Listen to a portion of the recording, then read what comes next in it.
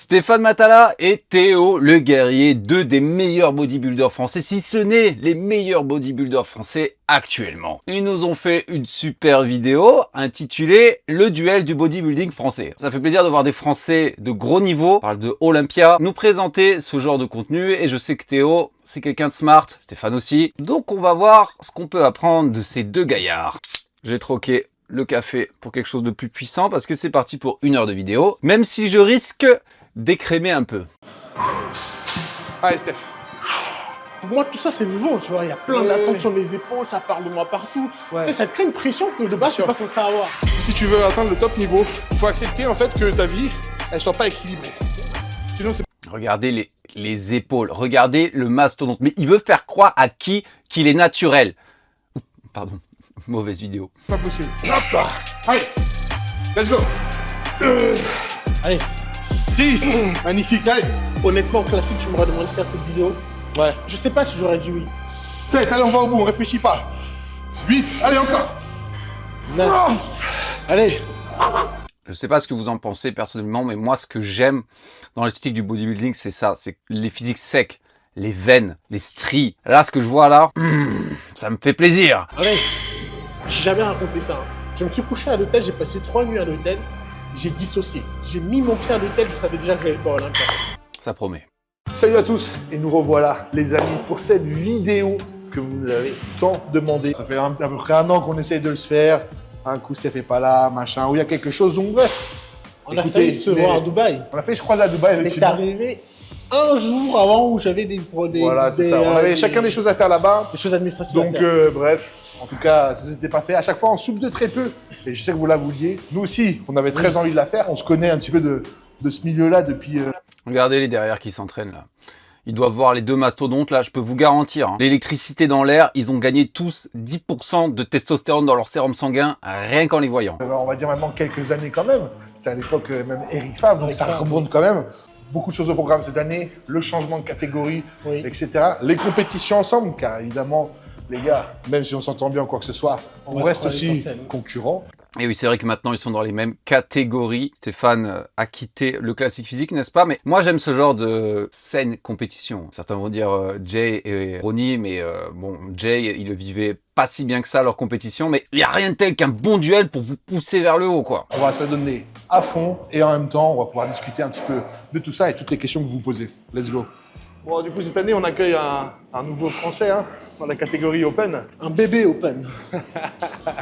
Après, Bon alors, très bien, il s'échauffe, la coiffe des rotateurs, vous pouvez voir que les deux ont une technique tout à fait différente. Stéphane, il garde le coude près de son corps pour être vraiment dans la rotation externe sur un frein épineux petit rond. Tandis que Théo, bah, il fait comme avait fait, n'est-ce pas, Julien Fitzgerald, donc il y aura peut-être un peu plus d'intervention du triceps. J'imagine que si Théo le fait, c'est qu'il doit avoir probablement un problème de mobilité, quelque chose comme ça, ce qui est très fréquent quand on est un tel mastodonte. Peut-être qu'il a une blessure à l'épaule, quelque chose comme ça, vous me direz en commentaire ceux qui le connaissent mieux que moi. Encore une fois, je vous le répète, malheureusement, je connais rien du tout au fit game français, je suis une bille. c'est un rookie, en tout cas, dans la KT. Je trouve que le changement il est plutôt pas mal. J'ai mis 15 kilos en plus. Ah bah, de Et toute façon, assez oui. facilement. Tu as une génétique, de toute façon, clairement, à faire du muscle. Donc, la restriction classique physique, Ah, c'était pas pendant possible. plusieurs années, du coup, maintenant, là, ça t'a fait, entre guillemets, exploser. On a Ouais. Florian aussi, qui était en classique physique il y a 2 ans, qui s'est remis en Open cette année. Pareil, je crois qu'il a pris 15 kilos. De toute façon, moi je vais vous le dire, j'avais eu cette discussion il y a 3 ans, je crois, avec mon ami Mugifit. Déjà à l'époque, on disait Stéphane, que fais-tu en classique? L'homme est monstrueux. Pour moi, l'Open, c'est vraiment là où enfin, c'est fait pour lui, quoi. Dans cette nouvelle KT, avec tous les changements que ça, comment dirais-je, que ça augure, changement de diète, Non, changement de poids. en fait, moi, je réalise maintenant que le body, quand je suis sorti du classique, que le body, en fait, ce qui est dur, c'est la vie de tous les jours. Ouais. C'est pas le body. Là, tu me dis aujourd'hui, est-ce que c'est dur de faire du body en open? Non. Ok. Franchement, non. J'ai pas faim, je dors bien, je vis bien. Honnêtement, classique, tu m'aurais demandé de faire cette vidéo. Ouais. Je sais pas si j'aurais dit oui. Et je sais pas si ça se voit dans les autres vidéos avec Issan ou même mes propres vidéos. Je suis un cadavre. Ok. Tu sais, je suis tellement fatigué que 2 plus 2, ça devient difficile. Ouais, parce que en classique physique, on doit faire un poids maximal par rapport à sa taille.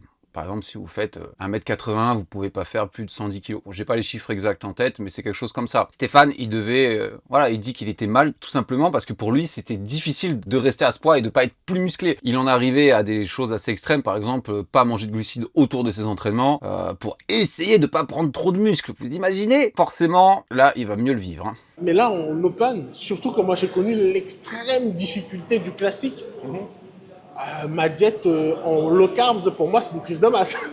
Oui, je comprends, bien sûr. Pour moi, c'est une prise de masse. Mais la difficulté est autre.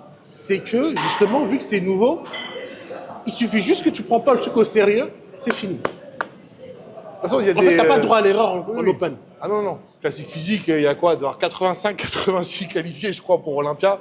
Ouais. Open, ils sont 15. Hein. Ah, Donc, déjà, c'est une catégorie qui est beaucoup plus élitiste. Et quoi qu'on puisse en penser, et ce n'est pas du tout réducteur pour les catégories classiques physiques, c'est qu'en fait, vous pouvez pas... là où en classique physique, à 22 ans, le mec, il peut être pro et gagner un pro show. ouais. En open, les gars, C'est un c'est pas parcours possible. Il y a un parcours. C'est pour ça que Stéphane le dit au début. Oui, comme on le dit, comme les produits, c'est pas magique. En open, il faut afficher suffisamment de masse musculaire et vous aurez beau avoir une excellente génétique. On parle du niveau Olympia, donc c'est même plus qu'excellente. C'est les meilleures génétiques au monde. Combiné à l'éthique, le travail, les produits, tout ce que vous voulez, ça prend quand même du temps de créer du muscle. Même pour eux. Alors vous, là, si vous êtes pressé avec vos génétiques moyennes... Au début, en disant genre bébé, entre guillemets, évidemment, c'est ironique. Mais parce qu'en fait, il y a un tissu aussi à avoir que, en fait, le temps, il est incompressible. Tu sais, vous pouvez pas le mettre comme ça, même si là, 15 kilos, je dis les gars, c'est énorme en un an. C'est pas encore mature. Mais de mettre du tissu comme ça, année après année, c'est là où on voit qu'il y a des gars, même ils arrivent en open, même ils ont des fois la masse. Ouais. Mais avant d'avoir ce côté dureté sur scène, ouais. avec cette masse-là, des fois, il leur faut 2-3 ans dans le parcours pour pouvoir s'y faire. Et encore. Exactement, et c'est exactement pareil quand on est naturel d'ailleurs. Hein. Vous pouvez voir ce qu'on appelle la maturité musculaire. Vous pouvez avoir la même quantité de muscles, mais tout simplement parce que votre maturité est différente, visuellement, ce sera beaucoup plus intéressant. Je parle de personnes qui, oui, qui peuvent avoir la masse en quantité, en taille, mais si c'est flotteux, les fibres sont pas dures, sont pas épaisses, il y a du glycogène, il y a tout ça qui occupe cette masse, mais pas tant de vraiment de la fibre musculaire, visuellement, c'est pas pareil. Cette année complète en septembre. Bon, il s'échauffe avec ce que je mets si je suis vraiment très très énervé. On n'est pas dans le même monde. Avec mon niveau de en fait, j'ai déjà trop séché, en fait. J'ai trop séché, il faut que je rajoute progressivement de la masse. Parce que je sèche super vite. On se rendait pas compte quand j'étais en classique parce que j'avais une limite de poids à atteindre. Ouais. Et là, on s'en est rendu compte cette année. En 3 semaines, je suis déjà découpé. Ouais. En 3 semaines, je suis découpé. Ah, tant mieux. Ah ouais, en 3 semaines, j'étais découpé. Mais tu connais Patrick, il veut creuser, il veut creuser.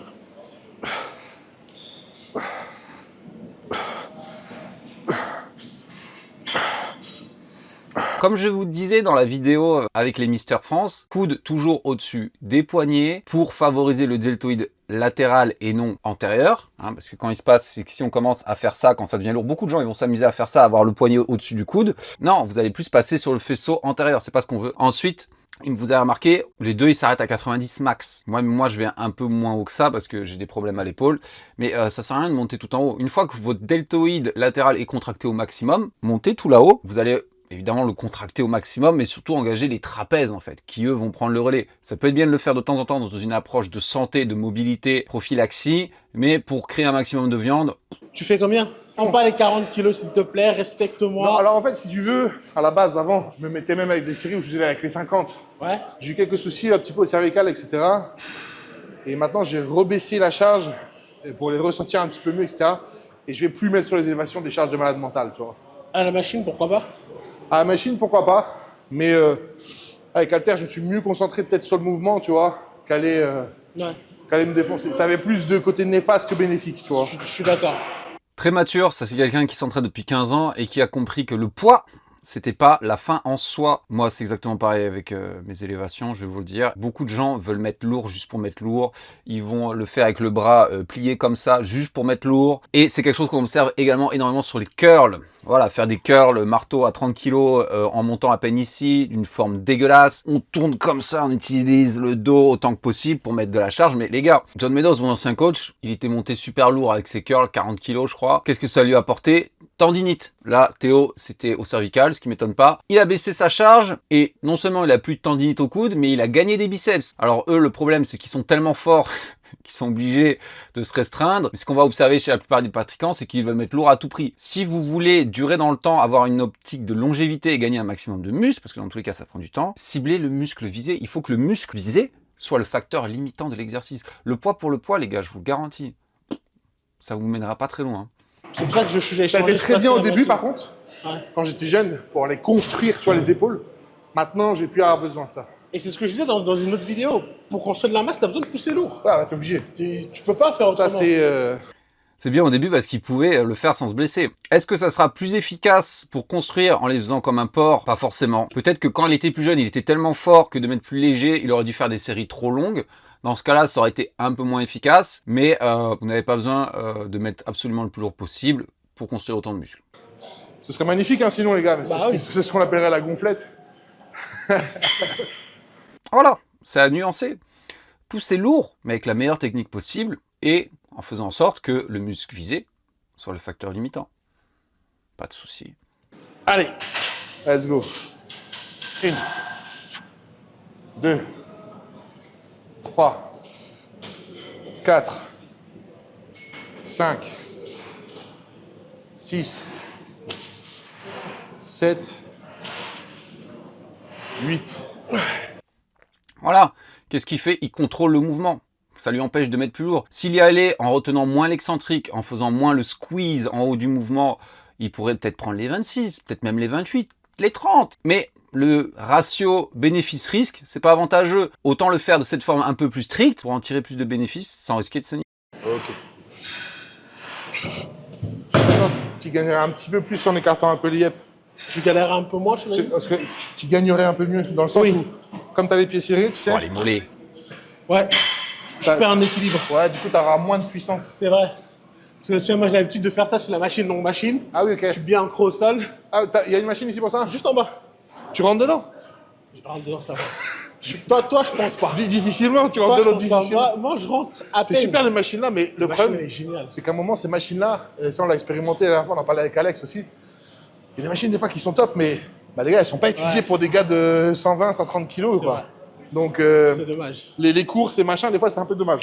Oui, alors eux, j'imagine même pas. Et encore, ils sont dans une bonne salle, j'imagine, avec du bon matos. Moi, dans ma salle, par exemple, la machine à développer épaules, j'utilise jamais. Et je fais pas 120 kilos, hein, je suis juste grand et j'ai des bras très longs. Donc c'est extrêmement désagréable, c'est absolument pas confortable. Ça, le problème aussi avec les machines. 9, 10, allez, 11. Ok. Super. Tu m'as dit t'es en split, donc pas comme moi en push-pull legs. Là, aujourd'hui, on fait un peu une séance hybride pour que ça convienne à tous les deux. Dans notre calendrier, faut pas qu'on soit relou l'un pour l'autre. Comme on est en prépa, on essaye de s'arranger au mieux. Split normal, donc un jour un muscle. Et par contre, tu fais top set back-off. C'est ça. Mais split toujours avec un petit coup musculaire. Du coup, les séances plus courtes qu'avant, vu que tu fais 2 séries. Plus court, mais vachement intense. Ok, ça roule.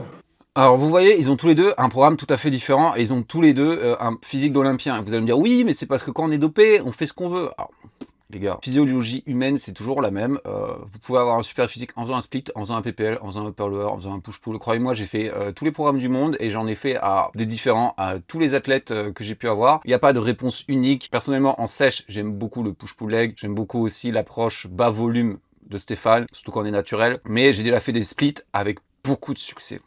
Allez, Steph. 1, 2, retiens. 3, 4, 5. Évidemment, je suis sûr qu'il y aura des pignoufs dans les commentaires qui vont dire « Ouais, mais il met pas lourd, Stéphane !» Déjà, vous pouvez voir à quel point il est sec, donc vous allez prendre en force, surtout aux épaules, parce que l'épaule, c'est l'articulation la plus mobile du corps humain, okay, la plus instable. L'eau et le gras, et le muscle évidemment, mais l'eau et le gras que vous avez ici vous aident à la stabiliser. Donc c'est l'articulation où vous perdez le plus de force en séchant. C'est pour ça que votre bench prend le plus quand vous séchez, et en plus il est déshydraté. Donc pour avoir déjà fait des séances déshydratées, on va avancer un Moi, c'est peu. pas sécher qui était un problème. Ouais, Moi, c'était faire 99 kilos qui était un problème. ouais, bien sûr. C'est pas du tout la même chose. C'est pas la même chose. Non, non. C'est pas la même chose. Au bout d'un moment, là, regarde. Est-ce que tu vois 15 kilos enlevés, là? Ah non, non, c'est de la manipulation après. Hein. Même si, prenais trop de risques à me déshydrater. Oui, oui, ah bah bien sûr. Ah, je risquais ma vie. Les gars, j'étais un cadavre. Et une semaine avant de monter sur scène, la scène qui m'a le plus traumatisé, c'était le Portugal. Je pense que je m'en souviendrai toute ma vie de cette compétition. Ce jour, je crois que j'allais y rester. Ouais. Post-Portugal, quand j'ai mis mon pied à l'hôtel, je savais déjà que j'allais pas à Olympia. Ok. Je sais pas si tu as déjà eu ce ressenti où ton corps te dit c'est mort. Ouais, c'est fini quoi. Il te dit c'est fini. Ouais. Je me suis couché, j'ai jamais raconté ça. Hein. Je me suis couché à l'hôtel, j'ai passé 3 nuits à l'hôtel, j'ai dissocié. Ouais, oui. Je sais pas si tu sais ce que je veux dire. Ouais. Enfin, pour ceux qui savent ça veut dire qu'en gros, pendant 3 jours, j'ai dormi, mais j'ai aucun souvenir de ce que j'ai fait pendant 3 jours. Ouais, c'est sûr, hein, Stéphane, il s'était pris des grosses critiques par rapport à son absence à Olympia, tout ça, etc. Mais c'est facile de juger depuis son petit canapé, n'est-ce pas? Le bodybuilding, compétition, c'est littéralement une des choses les plus dures que vous pouvez faire. Déjà, la plupart des gens ont du mal à tenir une sèche, la plupart des gens encore plus à tenir une sèche, descendre à 10%. Alors dans ce niveau extrême, en plus en ayant la pression, ceux qui ont déjà fait une compète... Après, je te dis, je passe en open, c'est...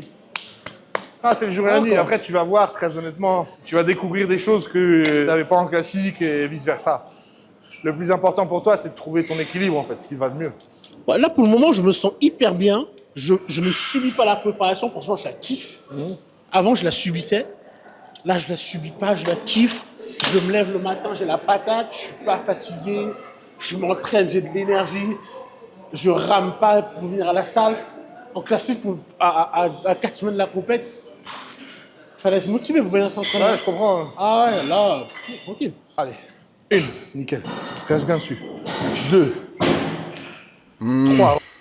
Bon, on compense un peu. Je suis pas trop fan personnellement de faire ça sur cet exercice, justement, comme il a pu le dire Théo. Voilà, ça peut créer des tensions, soit dans l'épaule, trapèze. Il y a des gens qui vont dire, mais il fait élévation latérale aux haltères, puis à la poulie, mais c'est la même chose. Alors, pas tout à fait, non. Bon, il y a une étude récemment qui est sortie, qui a montré que les deux créent autant de muscles, tout simplement. Avec la poulie, vous allez plus être dans une forte tension de contraction, donc c'est plus dur au départ du mouvement. Avec les haltères, évidemment, c'est l'inverse. Au départ du mouvement, il y a 0 tension, et ça pousse un exercice à fort pic de contraction. Donc c'est pas tout à fait la même manière de forcer, c'est pas tout à fait la même manière de recruter. Selon la littérature scientifique, les fortes tensions d'étirement seraient légèrement plus efficaces pour construire du muscle. La contraction, ça peut avoir d'autres intérêts, par exemple la connexion muscle-esprit. Faire les deux d'affilée dans la même séance, si vous avez un gros retard épaule, pourquoi pas. Personnellement, je préférerais faire une version dans une séance et une autre version dans l'autre séance. Mais ouais, si vous avez des épaules à rattraper, pourquoi pas. De toute façon, le deltoïde latéral, il n'y a pas 150 exos pour les bosser, hein.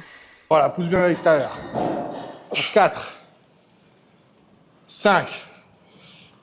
6. Parfait, Steph. 7. 8. Allez, un peu plus haut. 9, encore, allez. 10. 11, allez. 12. Ouh. Je sais avec ça, j'ai jamais essayé. C'est super. Bon, je mets comme ça, mais n'importe Après, quoi. c'est la suroptimisation. Le sucré, les épaules à Steph, ça reste vite là-dedans. Je vais être un peu plus lourd. Faut faire gaffe avec ceci, parce que les plaques, elles sont différentes, elles sont lourdes des fois. Dès que tu en rajoutes 2, tu te dis oula. Ça fait beaucoup, hein. Allez. 1, 2, 3, 4. C'est beau.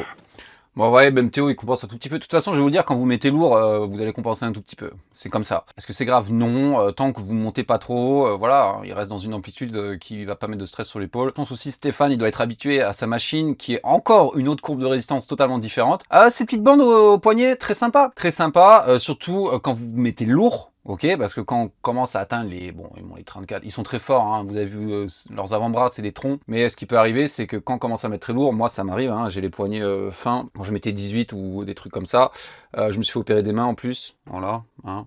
De pas serrer avec les mains, ça vous permet de mieux vous concentrer sur l'épaule, hein. Il y a le phénomène d'irradiation qui fait que quand on contracte ici, tous les muscles environnants vont être également contracté. Si vous avez du mal à bien ressentir vos épaules, vous pouvez essayer ça, ça peut vraiment être pas mal. Bref, ce qui fait vraiment la spécificité de Stéphane en tant qu'athlète, c'est justement ses ceintures SCAP, avec ses rondeurs un petit peu dites cartoon. Ouais. Voilà. C'est ce qui fait vraiment son point fort sur sa structure. Stéphane, c'est pas forcément un athlète qui a la structure la plus wild, c'est la plus large, etc. Mais il arrive à le compenser avec justement des rondeurs. Donc c'est pour ça que j'imagine en tout cas que la stratégie, elle est justement cette année qu'il arrive déchiqueté avec justement ces rondeurs conservées. Exactement. C'est vrai, je vais vous mettre un petit montage de Stéphane. Stéphane, il a un physique unique, clairement, parce que non seulement il est découpé, il est d'un niveau de sèche comme très peu d'athlètes font. Même des fois, on va à Olympia, les mecs, ils sont à 8%, sérieusement, ils abusent. Il est découpé, il a une masse musculaire irréelle, il a un physique unique, un esthétisme unique. C'est aller mettre de la viande sur les attaches du dos, les attaches basses. Plutôt haute, parce que Tu vois, j'ai rien ici. ouais, voilà. J'ai rien. D'avoir vraiment, vous savez, cette V-shape.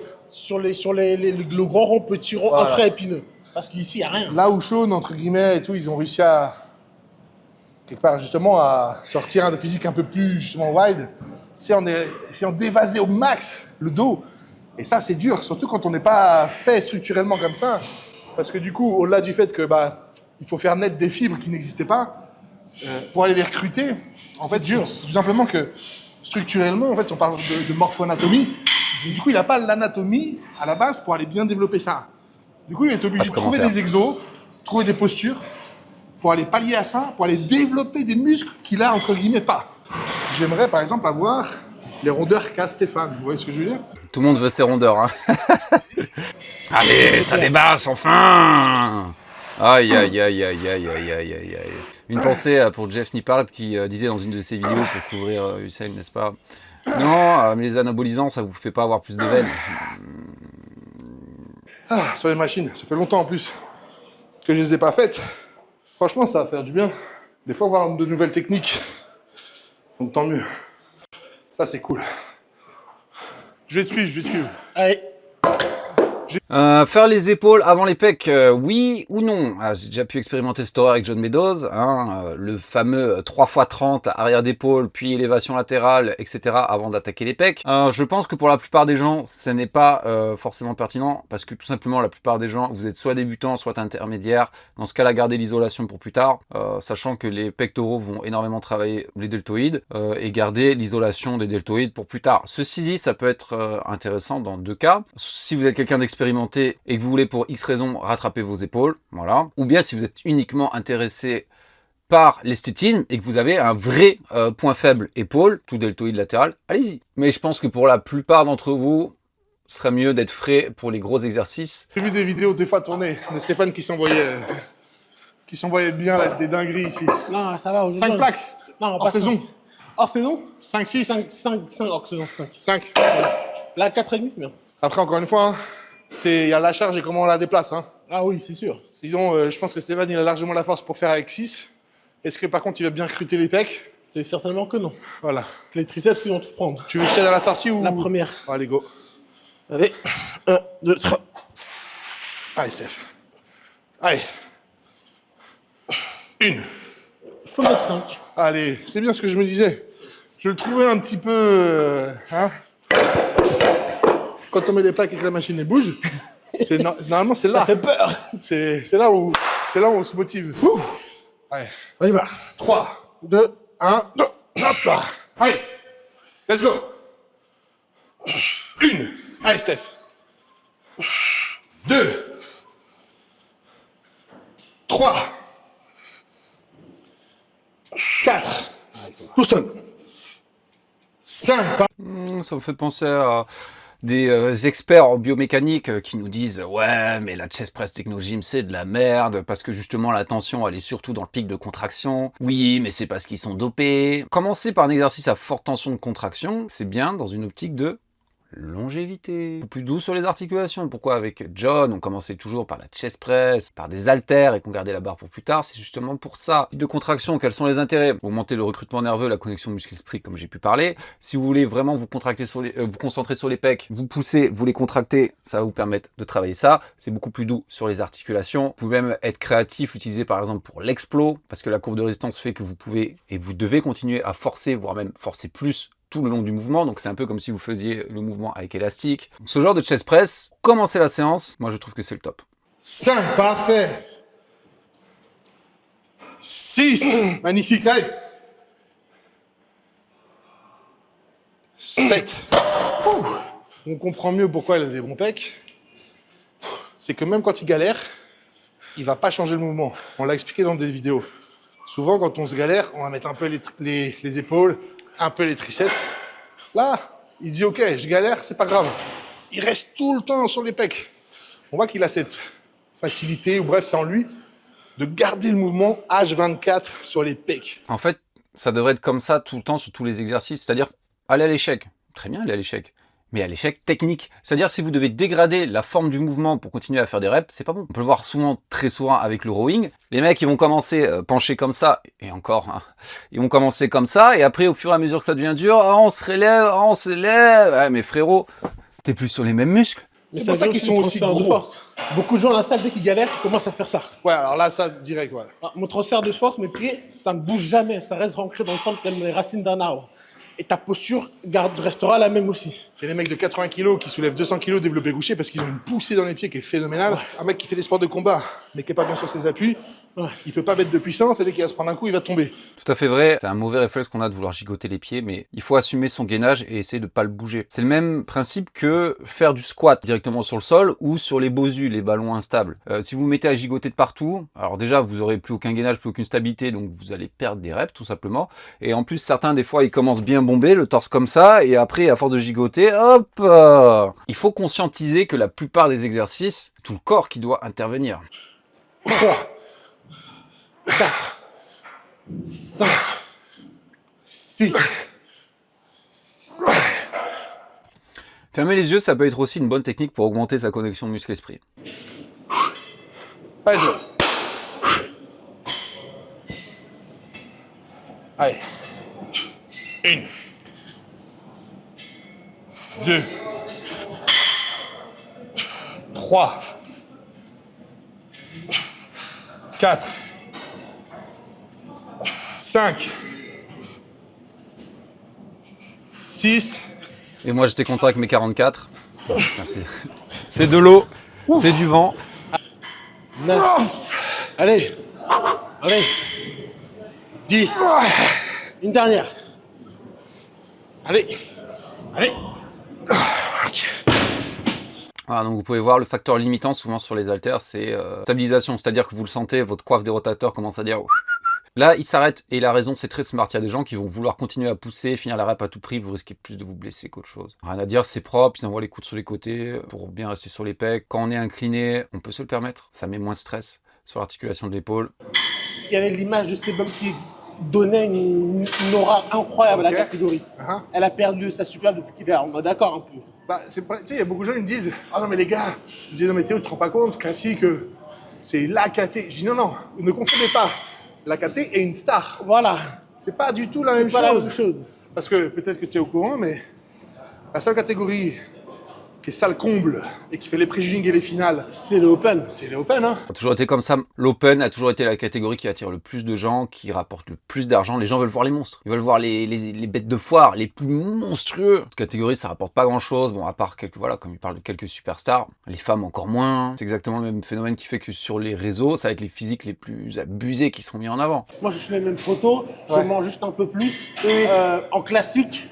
Mec, j'ai pas envie de dire que je l'ai natif parce que ce serait insulter l'intelligence des gens. Oui, oui, oui. Mais je pouvais pas garder les dosages que j'ai là, sinon je perdais pas un gramme de muscle. C'était pas possible. Voilà, c'est ça qu'il y a des gens des fois qui n'arrivent pas à comprendre. C'est quand on parle de ça, ils disent mytho. En fait, les amis, ce qui se passe souvent dans les préparations, etc. Stéphane qui veut dropper du poids, on en parlait tout à l'heure sur les classiques physiques et compagnie. Il y a de l'eau à perdre, il y a tout ça. Et en fait, si vous voulez, avec des produits exogènes, on va rétentionner forcément un petit peu d'eau. Énormément d'eau. Énormément d'eau, il y a de l'inflammation, etc. Donc, ce qui fait qu'à l'arrivée, il faut que je perde encore du poids. Bah, du coup, je coupe tout. T'es obligé de tout couper. Je coupe tout comme ça, je peux tomber 1-2 kilos. Sauf que c'est même ce pas qui se passe, c'est qu'en plus de ça, hormonalement, en fait, vous avez, en plus, il y a un crash. Donc derrière, en plus, c'est pire. Donc en fait, finalement, voilà, toi, tu n'avais pas encore cette expérience. J'ai un crash hormonal au niveau des hormones normales. Ouais. J'ai un crash hormonal psychique. Et bah la sérotonine, la dopamine, tu prends dépression en gros. Oui, bah oui. En gros. Mais ça dû au surentraînement. Et je crois que les gens n'ont... Ouh, intéressant ça. Mais d'abord, on va réagir à ce qu'il dit. Effectivement, les produits exogènes. Alors, il y en a qui vont créer plus de rétention d'eau que d'autres. Il y en a qui auront plus d'impact sur la DHT, d'autres sur les estrogènes. Ils sont tous différents, etc. Mais c'est vrai ce qu'il dit, ça va créer de la rétention d'eau, ça va également créer de l'inflammation du corps de manière générale. Et quand il est inflammé, eh ben on va également faire de la rétention d'eau. Hein, c'est pour ça par exemple que si vous avez mal dormi ou si vous êtes malade ou vous avez l'air moins visuellement plaisant, les gens pensent qu'ils vont tout couper, ils vont tout perdre. Alors, non, ça ne marche pas comme ça. Et comme il dit, des fois, j'avais des niveaux de produits, je prenais quasiment rien. Oui, ce qu'il faut se rendre compte, c'est que ceux qui ont les meilleurs physiques ne sont pas ceux qui prennent le plus de produits. C'est ceux qui arrivent à tirer le plus de résultats du moins de produits possible. Parce qu'on parle de surentraînement. Je vous jure, vous n'avez jamais été en surentraînement. Le surentraînement, c'est une maladie. Le surentraînement, ça vous rend malade. Le surentraînement, quand t'en sors, t'es dépressif. Le surentraînement te bousille psychologiquement, physiquement, hormonalement. Moi, ça m'a traumatisé. Ouais, je comprends. Moi, très bien, je t'ai dit, j'ai fait une année où j'ai fait, pas dans la même saison, mais dans l'année complète, j'avais fait 9 shows. Et je pensais, tu vois, mais j'en suis pas sorti indemne psychologiquement, en fait. Mais moi, j'étais obligé de prendre des antidépresseurs. Ouais, je comprends, mais franchement, je comprends. Ça, c'est un truc, tu sais, dont on parle très peu. Hein. Moi, je suis honnête avec les gens parce que à chaque fois, les gens pensent qu'on a un truc à leur cacher.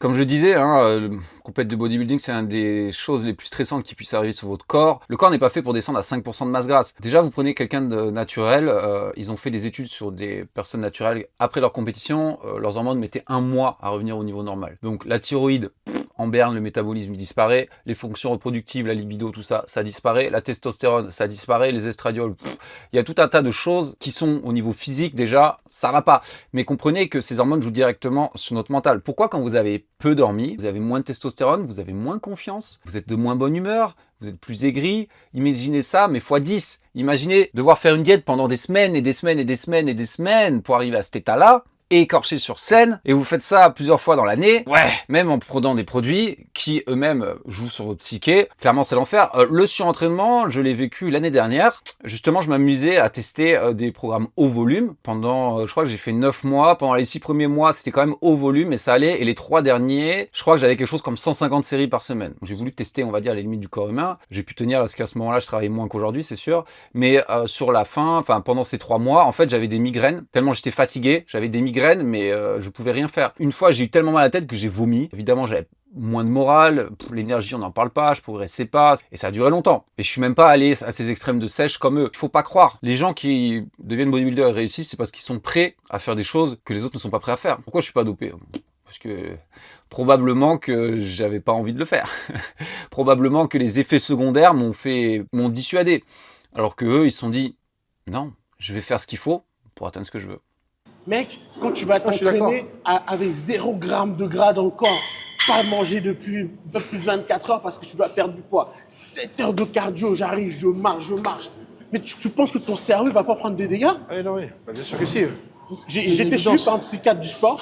Et d'ailleurs, j'ai interviewé ce psychiatre du sport. C'est lui qui m'a fait comprendre que j'étais en surentraînement. Et donc, c'est lui qui m'a conseillé cette médication pour remonter mes taux hormonaux. En fait, il me dit finalement, vous, le surentraînement, vous pensez que c'est aller à la salle et avoir des courbatures pendant 2-3 jours. Non. Il me dit non, le surentraînement, ça te bousille nerveusement, ça te bousille psychiquement et ça te bousille hormonalement. Oui, bien sûr.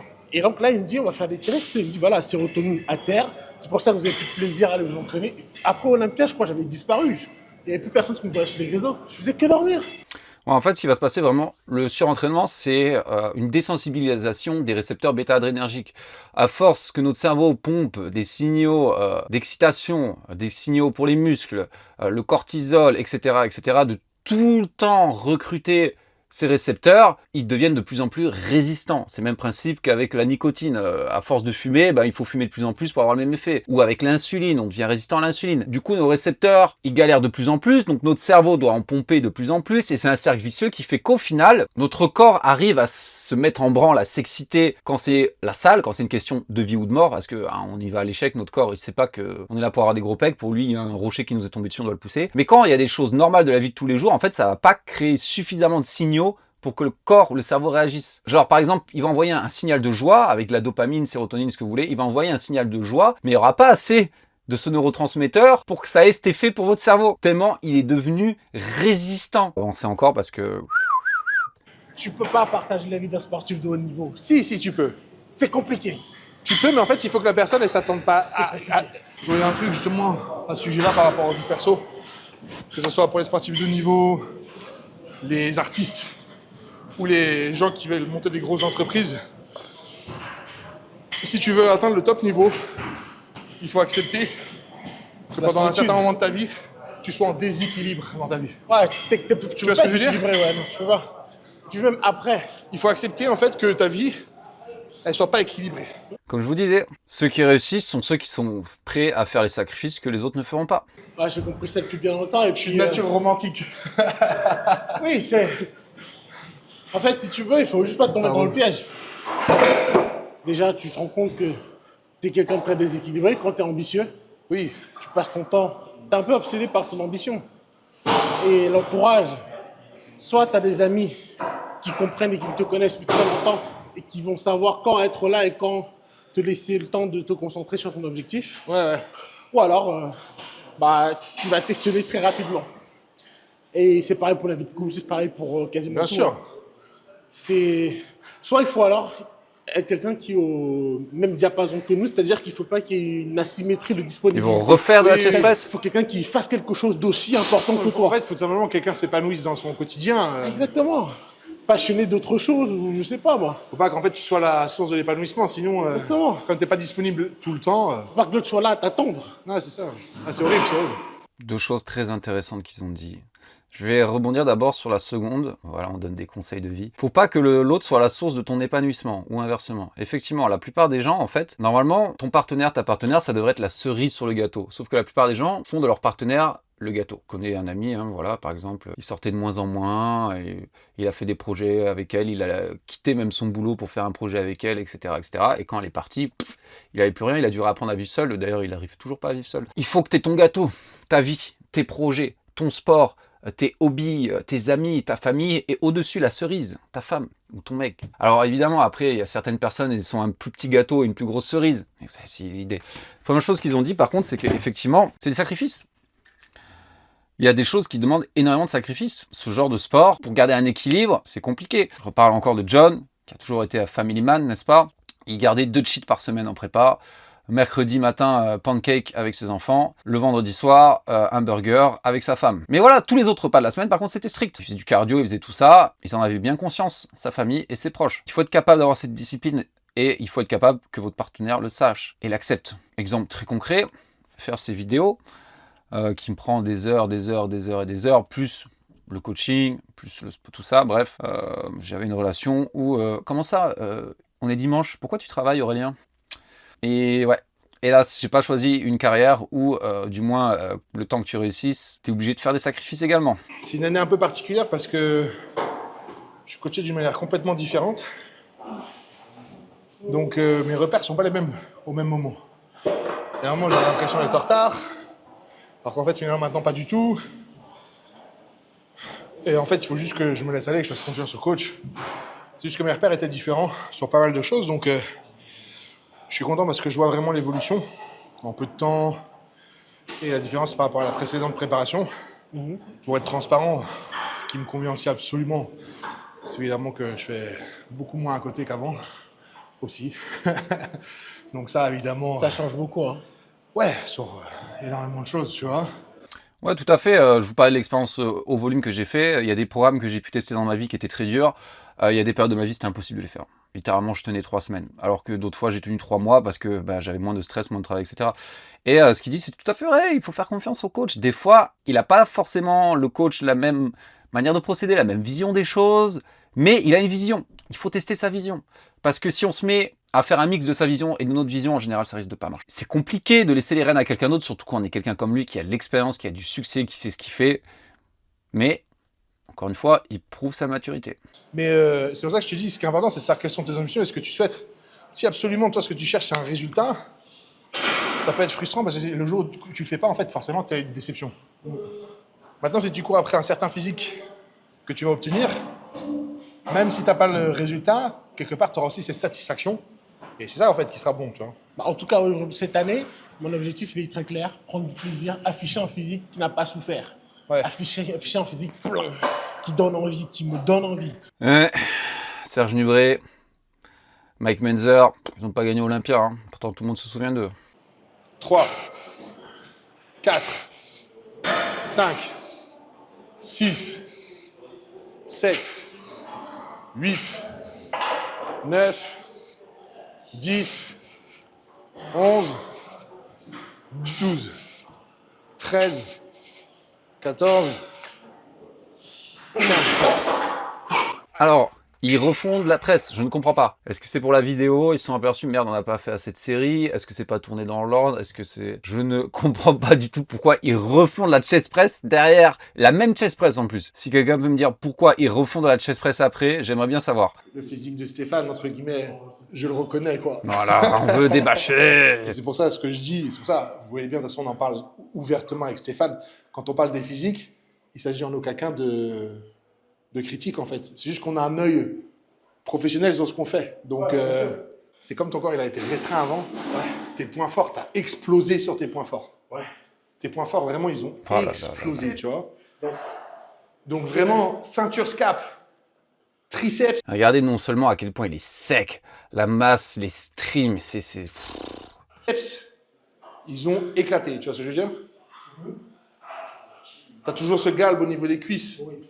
Ce qui est vraiment bien intéressant parce qu'elle attache haut et tu as du galbe même très bas. Tu vois ce que je veux dire? Donc tu as une super épaisseur. Et évidemment, après, bah, ça va être vraiment rajouter le dos. Ouais, le dos, oui, que ça soit tant bien en largeur qu'en épaisseur. Ah, effectivement, tu vois, le dos. Exact. Le dos. Alors les trapèzes, c'est vraiment pas mal. Les deltoïdes, c'est bien. Les grands ronds sont bien. Il faudrait qu'ils rattrapent les grands dorsaux. Alors, ils sont insérés très haut. On va voir ce que nous dit Théo. Mais moi, ça serait grand dorsal à fond. Grand dorsal, en particulier la portion basse et les lombaires. Je pense qu'il pourrait taper un peu plus les lombaires également. Après, je sais pas, mais moi je trouve que je pense que c'est peut-être pendant tes pauses. C'est vrai que je suis bien déséquilibré. Ouais, du coup, tu ouvres moins ici. J'ouvre moins ici. Tu vois, parce que tu dois avoir plus d'appui ici. Ouais, ça doit être ça. Du coup, tu es un peu décalé et on voit que tu arrives moins à ouvrir. Bah, dès que tu me le dis, j'arrive à plus le faire. Tu vas voir que je le fais mieux. Ouais. Tu as baissé un tout petit peu l'épaule là. Voilà. Et ça vient souvent des appuis. Hein. Ouais. Pour un début open, tu en penses quoi? Moi, pour un début open, je pense que je t'ai dit ce qui a te manqué vraiment, pour être transparent avec toi, c'est le dos, tu vois. Ouais. Vraiment, c'est le dos parce que... C'est triceps, mais mon Dieu, ce physique. Bref, ça ira pour cette fois. Alors, que pensez-vous de leur séance? Vous avez vu? Pas forcément besoin de faire 1 million de choses. Comme il a dit, moi, c'est court et intense. Je n'ai pas compris l'idée de la chest press, mais bon, on va dire, ils ont dû faire quoi? Ils ont fait 2-3 séries à chaque truc, hein, élévation latérale haltère, poulie, chest press 2 fois, développé incliné. Vraiment 2 parties ciblées, comme il dit Stéphane. Pec, deltoïde latéral, hein, il n'a pas fait l'arrière ou quoi. C'est minimaliste. L'avantage de ces séances, c'est que c'est rapide, on récupère bien. Je sais pas comment il a agencé son split. Donc voilà. Bonne vidéo, bonne séance, plein de bon sens. Encore une fois, les personnes qui ont de l'expérience, souvent, ça ne trompe pas. Dites-moi ce que vous avez pensé de la vidéo. N'oubliez pas de la liker, ça vous fera dépenser 1 calorie. Si vous voulez que je couvre d'autres vidéos du Fit Game français, n'hésitez pas à me le dire parce que je suis perdu de la vie. Si vous avez besoin de coaching personnalisé, de programmes d'entraînement ou d'analyse morphologique, n'hésitez pas à me contacter directement sur mon site All Performance ou sur mes réseaux. Et en attendant, je vous dis à la prochaine.